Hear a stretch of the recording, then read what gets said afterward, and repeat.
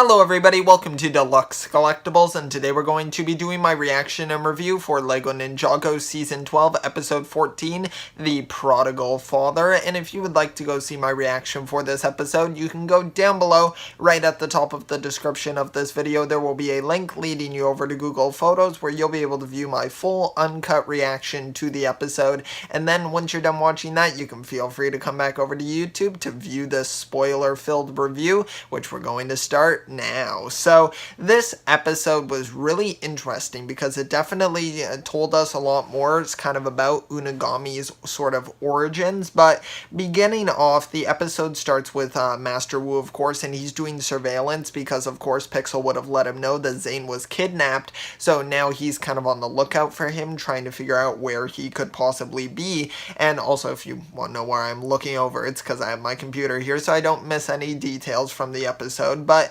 basically, he winds up trying to look for Zane, and then he sees on the camera, because he's in, of course, the ninja's sort of underground HQ, Zane coming down the elevator, and it kind of looks like Zane, but you could kind of obviously tell that it was a cardboard cutout.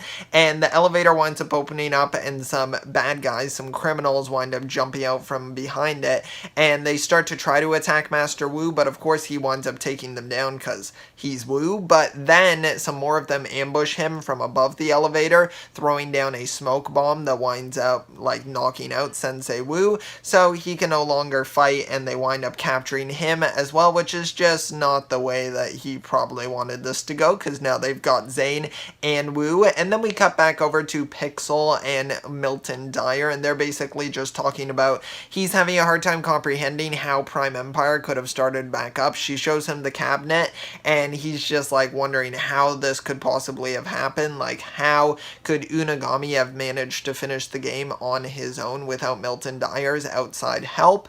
So it's really kind of blowing his mind, and also Pixel's blowing his mind because, of course, Pixel's very advanced, similar to Zane, and he can't really comprehend how she can have emotions or really care about anybody. And she's trying to explain to him how him and her are just really not so different. It's just that she has circuits instead, and then he has, of course, his brain. So they're very similar and can experience, of course, the same feelings. I mean, I would treat them as the same, basically both like human characters with emotions as well. So it was just really cool to get to see that. And then we basically get to cut over to Zane, who has been kidnapped by the mechanic, and the mechanic's basically trying to interrogate him because they're building that interdimensional portal in order to get Unagami into Ninjago, and they need the Prime Empire chip to do so. So he's basically interrogating Zane, and he winds up kind of as sort of something to force Zane to tell him the truth about it, because Zane keeps denying it, saying that he immediately destroyed the Prime Empire chip.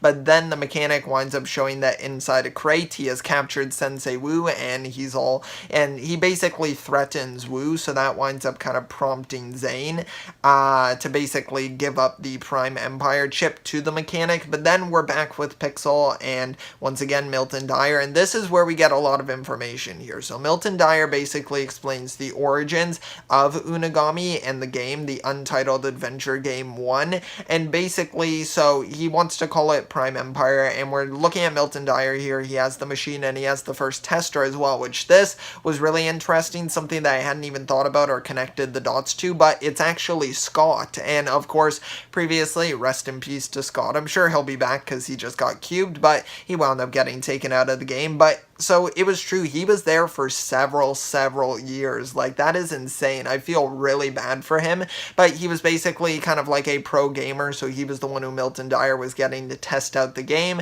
to see how good it was or if it was challenging enough. And Milton Dyer winds up telling Unagami basically to make the game as intense as possible, and also bit of a red flag, Unagami, because Milton Dyer is like, oh yeah, Prime Empire, and then Unagami is like, actually, I'd rather you just call me Unagami. And it's like, yeah, a bit of a red flag there that he's probably not a good artificial intelligence here. He might be a little bit I don't know, temperamental, I could say. And then basically Scott winds up playing the game. He makes it to level 13 where Unagami prompts and opens up the arcade cabinet and says, would you like to enter Prime Empire? Scott winds up entering in. Milton Dyer comes in and Scott's gone and he is trapped inside Prime Empire, and Milton Dyer is like, oh no, what have what have I done? What have I created? And that's at the point where he basically shuts off Unagami. And then he's kind of talking to Pixel, and this is kind of why Unagami wants revenge, is that Milton Dyer turned him off and just kind of blamed him, when technically it was Milton Dyer's programming that caused Unagami to act this way,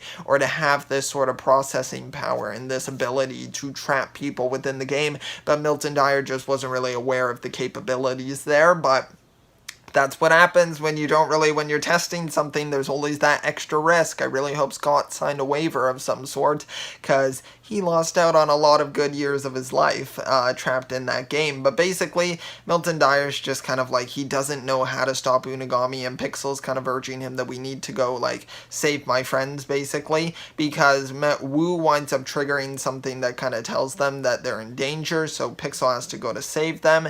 And now they've started up the portal because now they have the Prime Empire chip. But now the main thing is that the mechanic lets them know that they're going to need a power source, a very strong power source, and the only way to get it is from Zane, because of course Zane has a very powerful power source. And so they basically wind up threatening to take that, and they hook him up to the machine, and Pixel basically is like, I gotta save my friends, I gotta save Zane, Wu, and now meanwhile, Milton Dyer just can't understand why Pixel cares this much and how advanced of, like, programming that she has.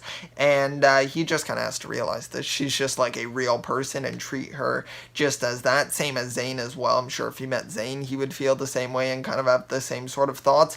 But then the portal basically gets started up, and it's really kind of nerve-wracking because they talk about how it'll kind of destroy Zane if they use up his power source. So I'm very curious if something's going to wind up happening to Zane. I would assume that nothing is, that Zane's going to be okay, because I've also seen him in the sets for the Master of the Mountain season, so I'd be sure that Zane's going to be alright, but I'm wondering if he'll be out of commission for this, like, final fight, just because he's having so much of his power source drained. But then that's basically where the episode finishes up. They're all, like, just really worried, and the mechanic's like, this is it, Unagami's coming to Ninjago, and that's where we leave the episode. So I am very excited. I was just thinking about it as I was preparing to do this review, is that we really haven't got to see a lot of Unagami. He's really just been in the background, just kind of controlling things, and it's really been more so the mechanic or the red visors, just all of the henchmen kind of doing all of his work. So it's going to be really interesting to finally see him in the forefront here, and he's actually going to be taking action himself. So I'm really interested to see what sort of abilities he's going to have outside of Prime Empire. How much power is he going to be able to take into the real world? And I'll be really interested to see how they explore that. We have 2 more episodes left with episode 15 and 16, so there's a lot that could happen in those episodes, so I am very excited. Be sure to let me know your thoughts on this episode down below in the comment section. If you did enjoy, be sure to leave a like as well, and also subscribe if you want to see future LEGO Ninjago Season 12 reactions, and then we'll move on to Season 13 once we're finished this one. But thanks so much for watching. I'll see you all next time, and always remember, keep on collecting.